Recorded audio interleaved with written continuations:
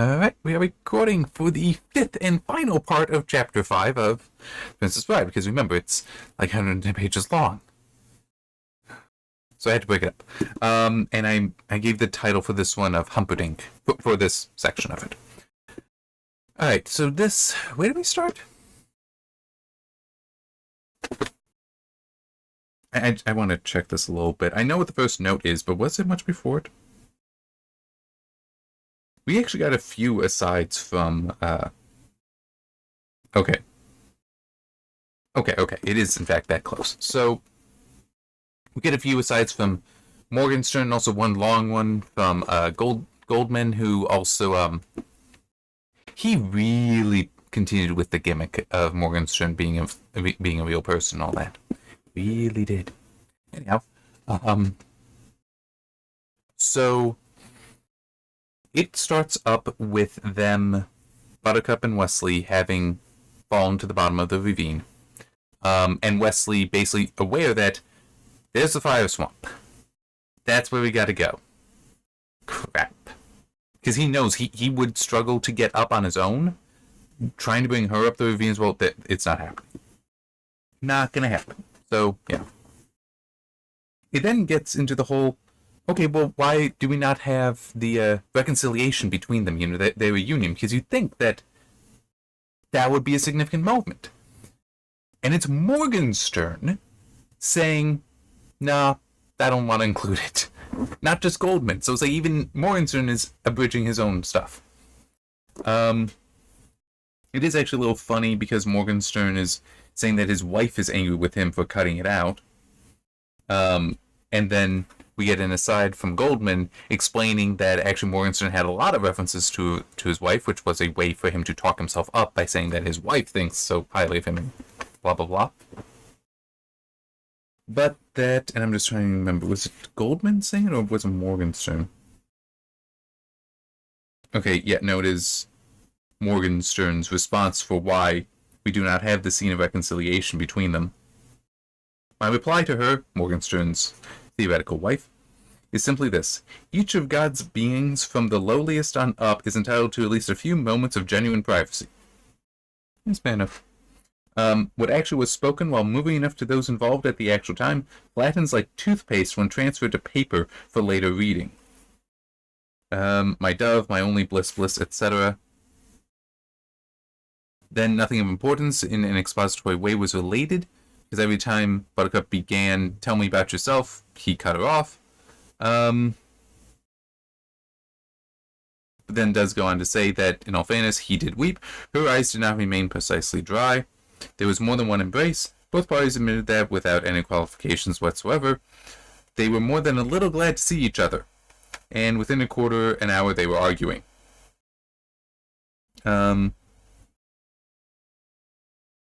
Yeah. And the argument is...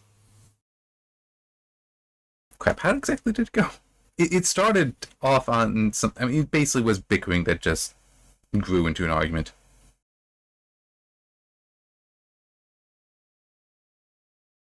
Oh, yeah, and also apparently... I don't remember it being mentioned. I looked back, I didn't see it. Supposedly Wesley did try to yell something at her while he was at the bomb, but she didn't hear before she ran down. And he finally explains, I was telling you not to come down here. Didn't you want to see me? Yes, of course, but I knew you couldn't get back up.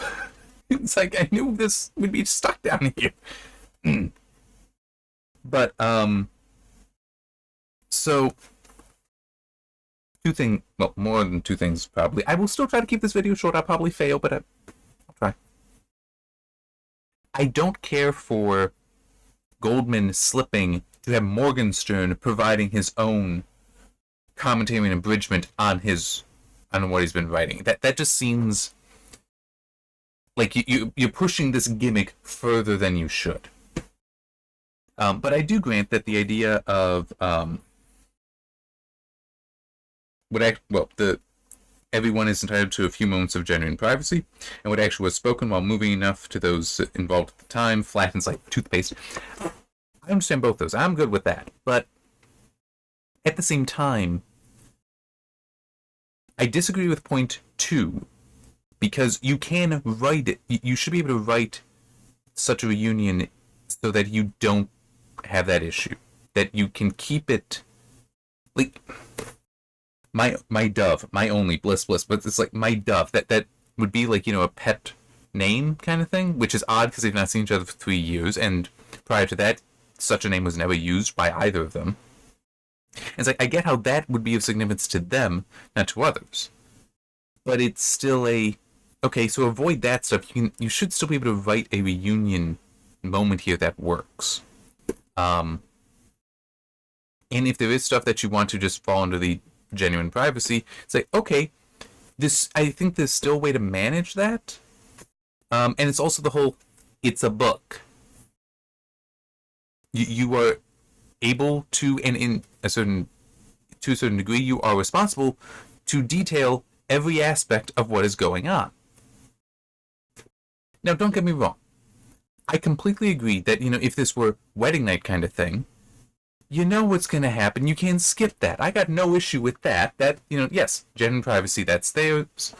And a genuine moment of privacy, that's theirs. And also, some things I can believe are said then that you write out and wouldn't necessarily be meaning to anyone else. I get that. But the problem there is, everybody expects what's happening then. In this case, you don't actually know what that conversation is going to be between them. Of what now, true, we do get the explanation later of the Dread Pirate Roberts and all that, but there would be, it is reasonable to believe that there are certain things going on there, that certain conversations, topics of conversation that you do want to know. We do deserve to learn, which technically he does answer with the whole, nothing of importance in an expository way was related, because every time she tried, so it's like, that's the key there then, is you're just reassuring us that nothing nothing of importance to the story was said there.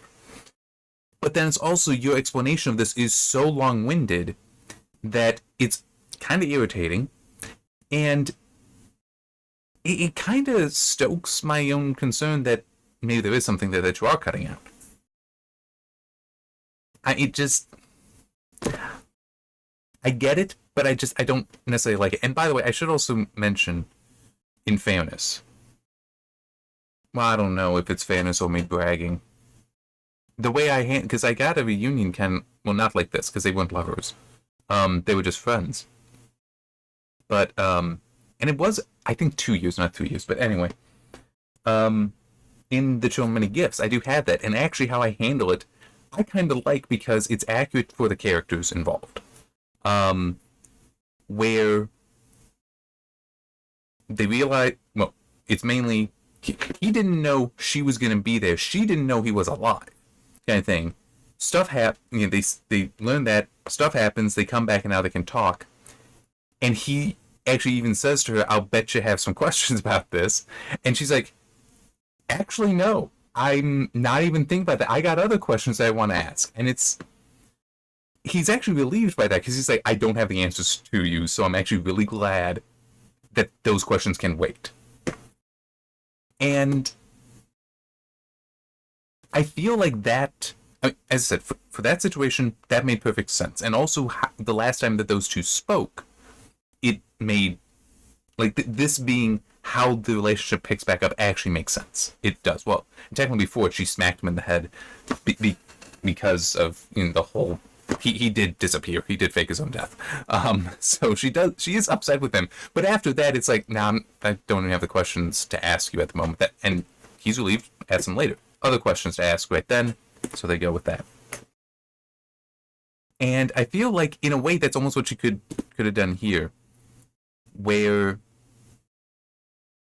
I mean, and that is kind of what he is doing. What Wesley is doing is saying it needs to wait. It needs to wait. But he's in command of this. It's not her demanding the answer. And Buttercup does want to know. And I feel like if it were instead, you skip the mushy stuff, let's say. Or what was it, the kissing stuff? However the grandson puts it in the movie. You could still skip that, but have it just be, she's not asking about it. And that he's not going to provide the answer right now anyway. She's just so happy, so joyful at finding him that it's she's not asking those questions of how is he not dead. It's like that I think would have been a better way of doing that. And I'm not just saying that. I might be biased. I have to acknowledge that. But I'm not just saying that because of what I wrote being in a different book being kind of like that. But it's just the whole. It's very long-winded what is written in here to try to explain. And as I said, you're pushing the whole abridging and summarizing stuff then onto Morgenstern when it's like Morgenstern, you're saying it's like recording a history. So he shouldn't be doing that. I mean, it's like. But it's also. Goldman does more than that. Because he explains that, yeah, it is Morgenstern that cut this out. And I didn't really like that. I think that, we should have the reunion scene. So I wrote up 3 pages. But my editor is like, well, we can't put that in the book because this is supposed to be just a bridge. So it's all Morgenstern's words except where you cut it out. Yeah, but people want the reunion scene. We're not putting it in. And then eventually they came to an agreement. It would not be in the book. But if you send a letter, and by the way, he also mocks his own publisher in this, which is not necessarily the smartest thing to do. I'm going too far back. Where is it?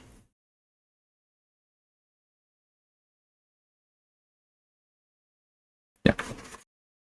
That you could actually write a letter, and it gives an address here that you could write a card in to get the 3 pages of the reunion sent to you. This is quite a gimmick, and I looked it up, and this was legit for a time. It obviously wouldn't be anymore, because, I mean, it even has here an asterisk. I've been writing since Eisenhower's been president, and I think this is my first asterisk. I feel giddy. The purpose of this is to announce that time is marched on. If you don't want to read the reunion scene, you no longer don't want to wait to read the reunion scene, you no longer have to. Just go to the internet and log into princessbridebook.com. Don't try it. You'll see it right on your very own computer screen. The reason why I said don't try it is I looked. That website isn't up anymore. If you do like a just Google search kind of thing for princessbridebook.com, you will find the PDF. It is put up in other places. But the letter that you don't actually get the chapters. It's I didn't read through it. I was skimming a little bit and saw some people describing that, yeah, it's the whole... Well, I wanted to include a letter explaining I wanted to include this, but the Morgenstern estate would sue me for copyright infringement if I did. So sorry, here's the explanation for it all.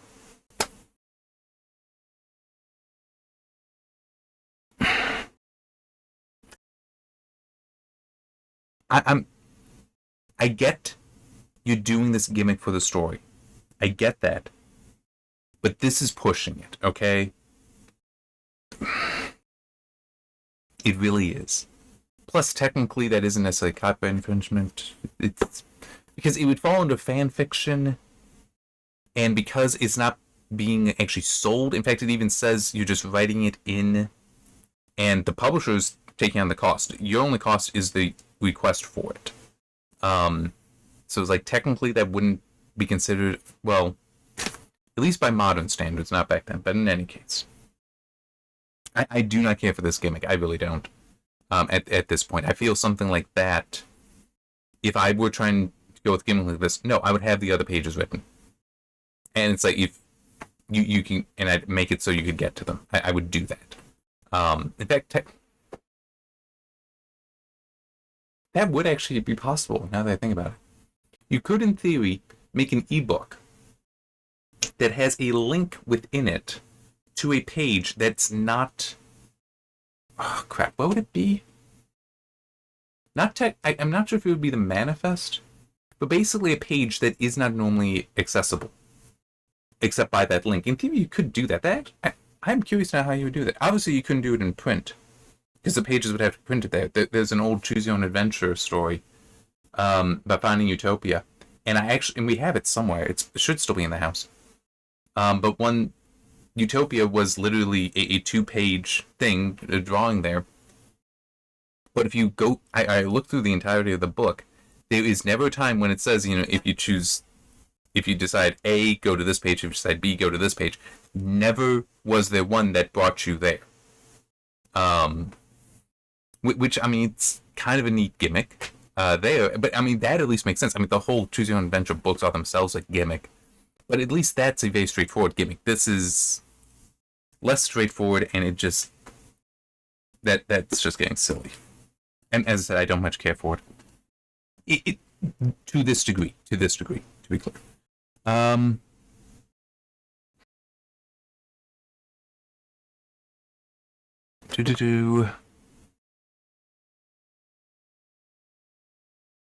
Yeah, I already mentioned about the Bitcoin argument. Oh, it explains something that technically the movie does have one thing wrong, but while it is wrong, I understand why you do it, which is what is snow sand? Because I even mentioned it back when looking at the hang on. Far back. Back when looking at the map, it has snow sand mentions like, oh, well, I guess they renamed that to lightning sand in the movie. Well, no, it also does mention lightning sand is also a thing. The difference between them, though, is that lightning sand will kill you by drowning, so it's wet. Snow sand is a dry powder, though. So that is actually what's there. But I do get the whole snow sand will kill you. It's like, what the heck does that mean? Lightning sand will kill you. It's like, oh, that sounds bad. That sounds like, you go, it's like quicksand, but really, really fast. So it's like, yeah, I understand that change, but it is technically, and it is technically incorrect.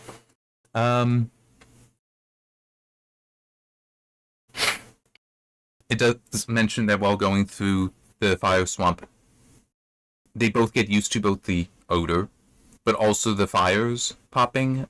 So there's never any indication that Buttercup gets caught in it, like in the movie, which...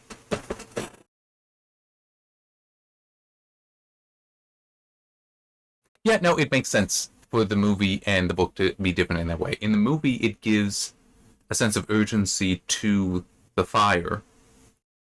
So yes, the pacing does ramp up and then can come back down. You get the snow sand, lightning sand. You get that, which ramps it back up, comes back down, and then you get the RUSs. In this, though, so you don't get that ramp up from the fire. It's mentioned, and it does become important, but you get that. Then it comes, so it's only mentioned. You get the sand, which is longer in here and a bit more involved. Calms down. You've got him now explaining the whole Dread Pirate Roberts thing, including that he is the Dread Pirate Roberts. So that is not earlier before she pushes him down. That's here. But then also the RUS stuff is quite different in the book, but that is a much more climax than in the movie. So it makes sense that the movie brought that down, brought the fire up. Whereas here the fire is down, so the RUSs can be up. Yeah, I'll try to explain that and then come back to this, the being in the sand, because it is interesting. There's one moment to that I do want to read, because I really do like how it's written.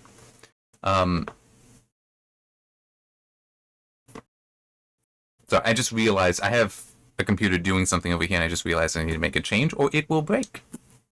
I got time. So initially, as they're going, and in the movie, you do see this, that they are at least being watched by these things. And Wesley's aware of it, and he is in this as well, but they're walking, it's not just nearby. And he never lies. In the movie, he lies that the rodents of unusual size, I don't really think they exist. And this being after he even saw one, then jumps him. In the book, they're being followed. Initially, when it's just one, he's aware she isn't. A second starts following as well. At this point, she becomes aware, and he's like, don't worry, we'll just keep walking, and I'll keep telling you the story to keep you calm. And then eventually a third jumps him, and it immediately attacks a shoulder, digs in with its teeth, and so now he goes down to the ground, bleeding quite badly. And this is critical. At this moment, the two rush in, because, as he explains, the RUSs are after blood. So what he ends up having to do is gamble.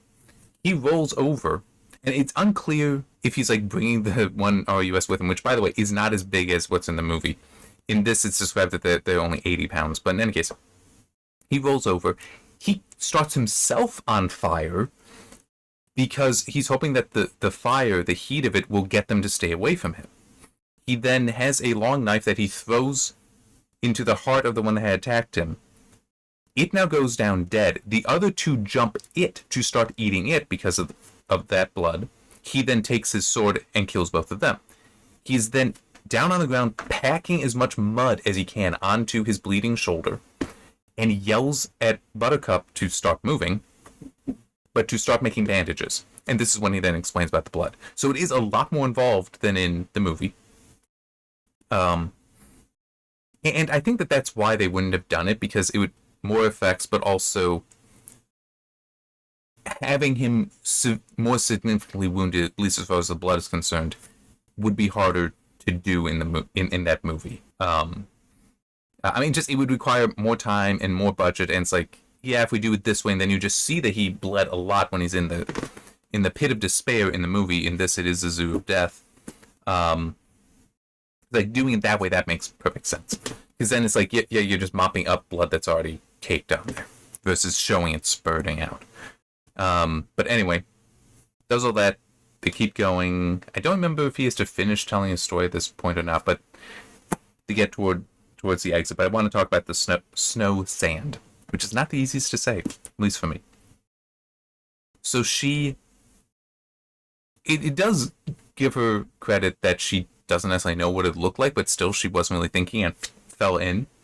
He had warned her that if this happens, basically go into a dead man float, just expand yourself out, spread eagle, including expanding out your fingers as much as possible. Keep your eyes closed and your mouth closed, because the sand is described as being so fine that it will enter anything, including, like, if you open up your eyes, it will then get behind your eyelids. Falling through it, I get why they're doing it. I get that this is kind of a fairy tale thing, but it's also, this isn't how it would work. It is described as though falling through a cloud. It's like, okay, clouds are of tremendously low density, which is part of the reason why they float. Snow sand is a solid material. It is a powder. It's a very fine powder. It actually could be incredibly dense then, because it's able to get into each other perfectly. Whereas if it were larger, then that's harder, because they're knocking against each other. It's one of those things where I'm actually pretty sure that unless there is something like in quicksand, it's actually water. It's just that there is enough sand and such on top, and dirt and such on top, that you don't see. It looks solid, but no, it's actually water, and can be deep enough that you fall in, it's going to be hard to get out. And also there isn't any substance beneath you, so you can keep sinking.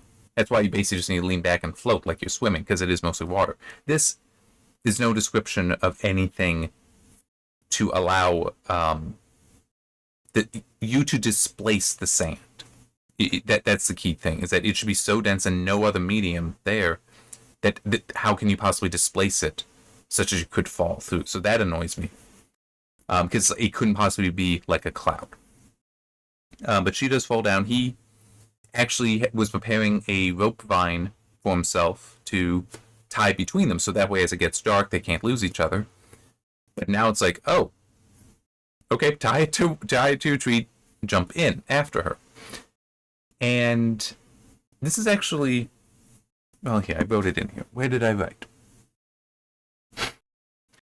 When he jumped in and doing all this, and so she's already in there. Failure was not a problem. He repeats this a lot. Like, this is not a problem, not a problem, not a problem.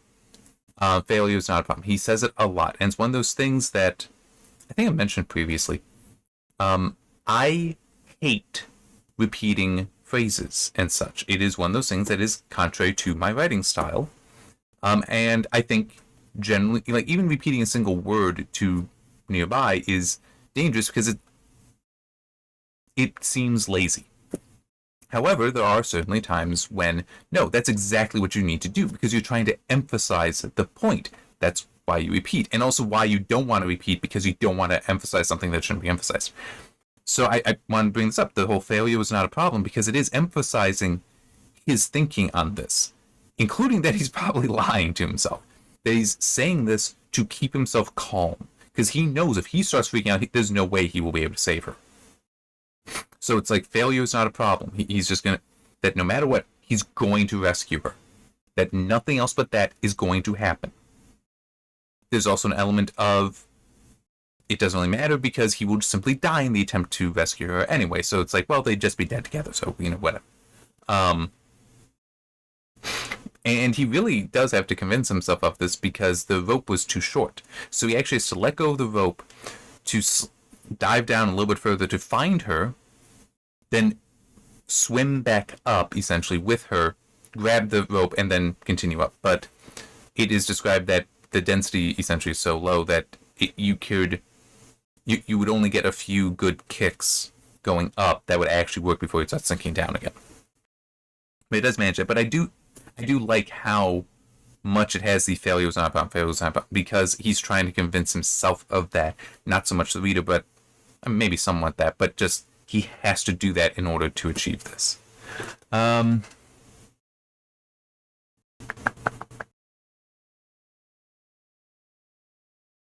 Okay. So after she regains consciousness from this, because she was down there for a while, long enough for it to be a problem, and she did also try to open up her mouth to scream, which didn't really work because it immediately flooded into her mouth. So it takes a while to wake up, but she does eventually. We lived then, she finally managed. We're a hardy breed. What a wonderful surprise. No need. He was going to say no need for worry, but her panic struck too quickly. It was a normal enough reaction, and he did not try to block it, but rather held her firmly and let the hysteria run its course. She shuddered for a time as if she fully intended to fly apart, but that was the worst. From there it was but a few minutes to quiet sobbing, then she was Buttercup again. I like that. I really like how that was written there, because it does express, as it even says there, a normal enough reaction for her. But it does so in, I'll say tender way. I think it's tender, but somebody might disagree with me. So I'll at least say, because I don't think anyone could disagree with this, a respectful way. That is a very respectful way to describe that her reaction there, and a normal reaction, is very respectful. It's not exaggerating it in any way that makes her seem crazy. It's not underplaying it to suggest it wasn't significant. No, it's quite respectful. And also the way that he is there and just holding on to her through this, it's like, I think it's very tender. So I wanted to read that.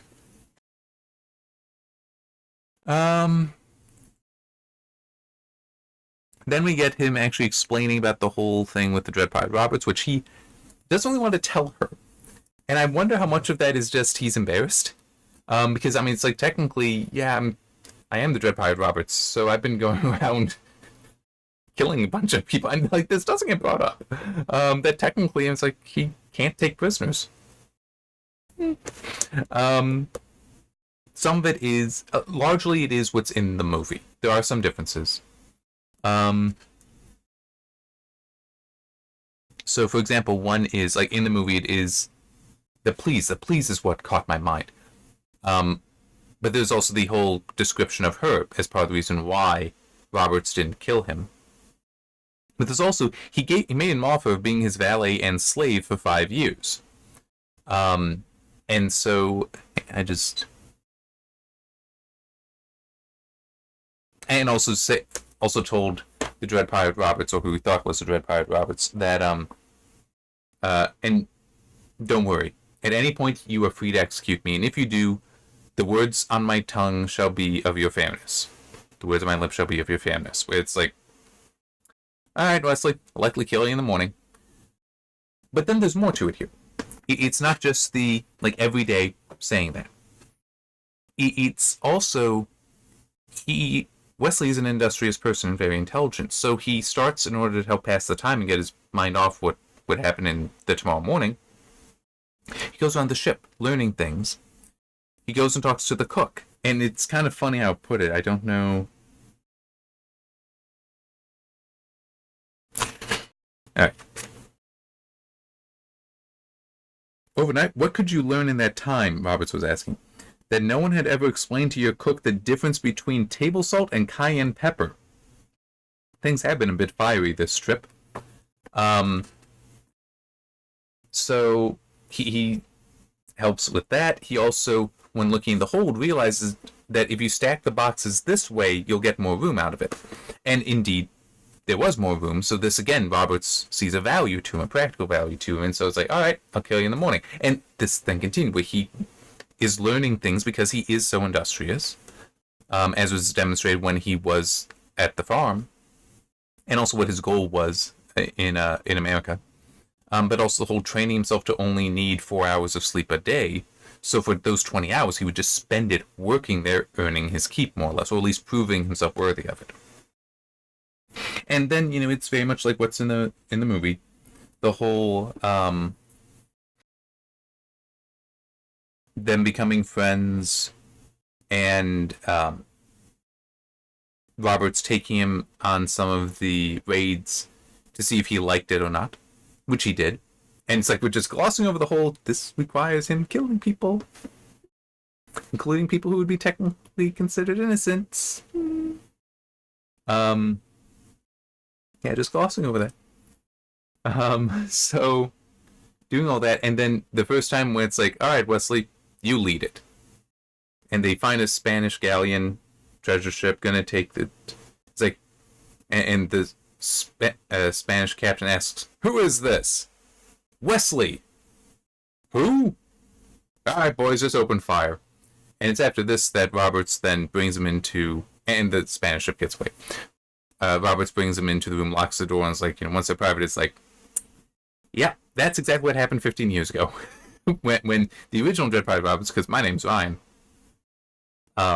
did the, wanted to retire and pass it down to his first mate, whose name was Conley or something. It's like, yeah, no one believed it. So they just did, that was the first switch, and then Conley to Cumberbond, something like that, to somebody, and then Ryan, and now to Wesley.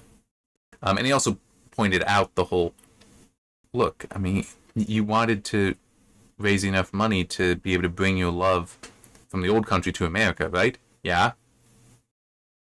Dude, do you have any idea how rich I am? Okay, a few years doing this, you're good. So there is that practicality as well. We did not get an explanation, and this I would like. Maybe it's still to come. Why did Wesley come back? Like, did he hear about her? It's like that I do want to know. That I do want to know. Because it's especially, I mean, he even points out, to Buttercup, you were about to be a wealthy queen. I own the seas because everyone's afraid of the Dread Pirate Roberts. I'm just like, we're actually in a very good situation, aren't we? It's like, I mean, not quite, but anyway.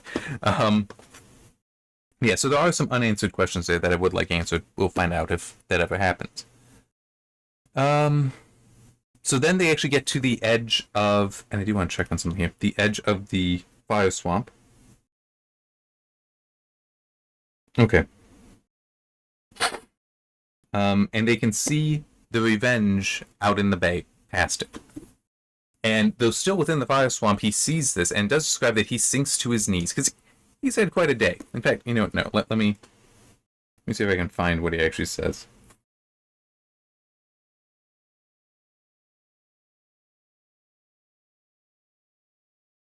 Where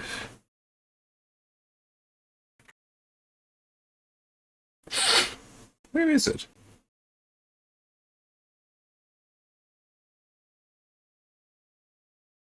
Because it was just kind of funny.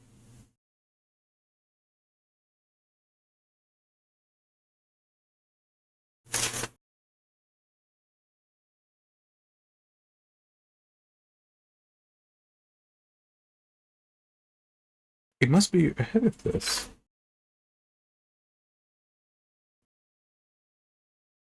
Because it was him talking about, all the things he'd had to do this day, and it's like, I'm really tired.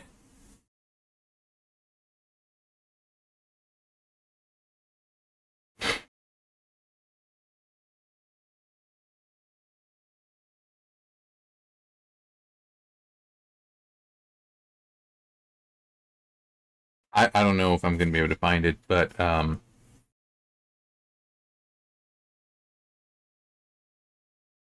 yeah, it was Cumberbund. because I'm at that point. Was it? I don't think it was after. Oh no, no, it is here. Describing him. He was glazed with fatigue. He had been bitten, cut, gone without rest, had assaulted the cliffs of insanity, had slaved and taken lives. He'd risked his world, and now it was walking away from him, hand in hand with a ruffian prince. Because this is... I thought that it was earlier, but it's after she pleads... Well, purchases his life, though Humperdink is a jerk. And the moment in the movie is a little bit better because there is that... How does she put it? I lost you once before, I won't lose you again line. That's like, I'm doing this because I'd rather suffer Humperdink and know you are alive than to know you are dead and not have to deal with Humperdink. That it's but other aspects of it, surrender the prince shouted, death first, Wesley Ward. Will you promise not to hurt him? What was that? They both say.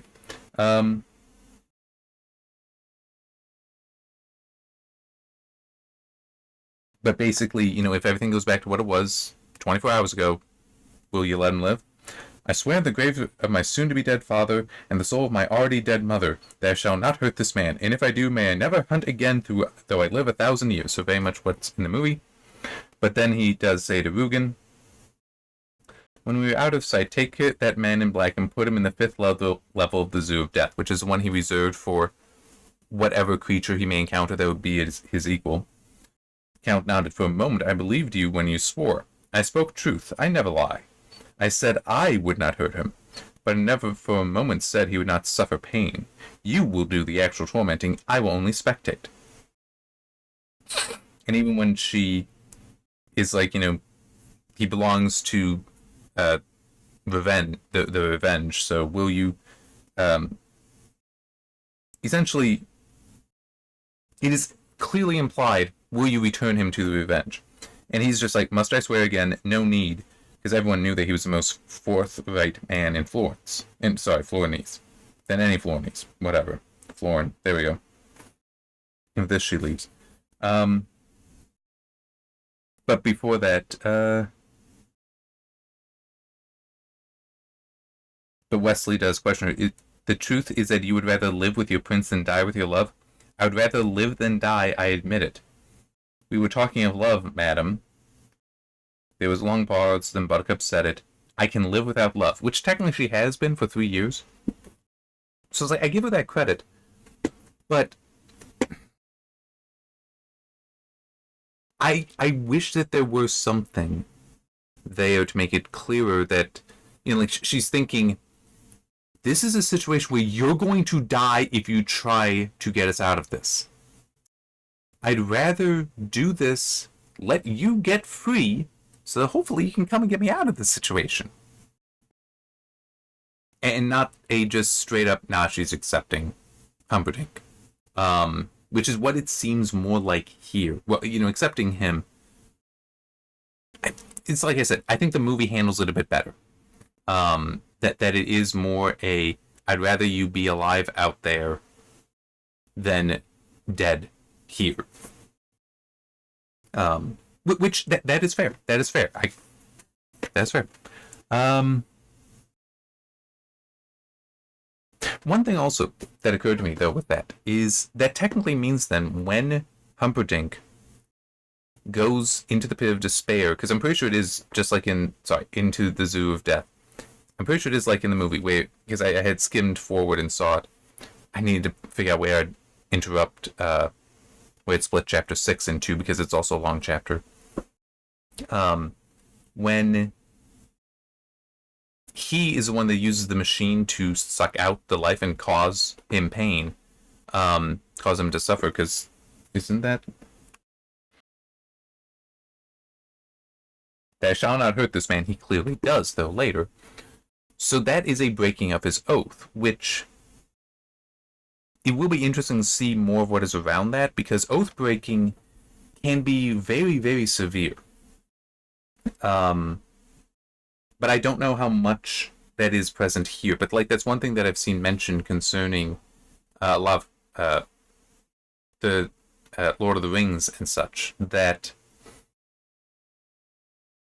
when you have various characters make an oath, whatever that oath is, every time that oath is broken, they are punished for it. And this, like even Frodo, his oath to throw the ring into the Fires of Mount Doom, he does break that at the end, and he is punished by losing his finger. And this is also part of the reason why there's support for Gollum being the one to fall in, was destined. What was that happened because of the god of the Tolkien universe there, Eru. Because it's like every oath, Eru monitors. Was like, if you break your oath, he intervenes then to punish you for it. It doesn't matter if you're a good person or a bad person. It doesn't matter if you have a good or bad reason for breaking the oath. You are punished. So I am curious if there's going to be an element of that here or not. Because there could be. There could be. We haven't... I don't think that we've had any oaths really come up that have been... that might even be broken. So... yeah, I mean... yeah. I don't think so. So it will just be interesting. And it does end different from the movie, because it did occur to me when I started reading this. We got the back on Inigo as just a flashback, not a conversation between him and Wesley. So Wesley has known, he doesn't know any significance to Rugen having 6 fingers, but he does see it. Wesley fell like a beaten stone, his last conscious thought being of the Count's right hand. It was 6-fingered, and Wesley could never quite remember having encountered that deformity before. So, this is a neat kind of tying up of the threads, because like this had been mentioned before. It also would serve for something else, not just a, it's like, we found this 6-fingered man. But it also ties in then that Inigo is going to return. It's kind of like, at the end of like Marvel movies where it's like, this character will return in the next one. I've also been watching through James Bond movies, and the same thing in there. It's like, it's basically saying, and Inigo will return, because Inigo needs to return now. He has to, because he's been searching for this man for years and years, for decades even. So, it is saying that, we just lost Wesley, he's going to be tortured, but Inigo is out there, and Inigo, as a swordsman, is next to him. So it's like, it very much is a, hey, don't give up hope, okay? Because you got this guy. He's still around. He's still out there somewhere. Alright, that's all I got. So next is Chapter 6, The Festivities, which I will be going for about 30 pages before I stop. I will need to stop. And then how much longer is it after that?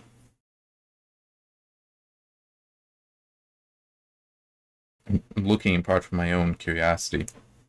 34 pages then after that. So, I mean, it's a 60-page chapter. And it's like, yeah, trying to cut these things at about 30 pages is fair, I think. Why he didn't just break some of these up into these really long chapters, into small chapters, I don't know. Unless it was just he's mocking himself with the whole chapter 4 being, yeah, I just completely abridged this because no one really cares. It was 105 pages long. We don't need all that.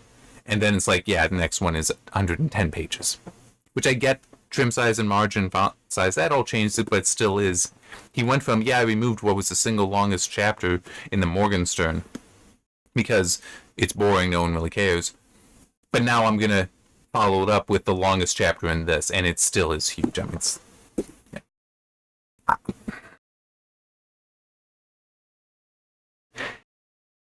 it's not an on-the-nose kind of satire.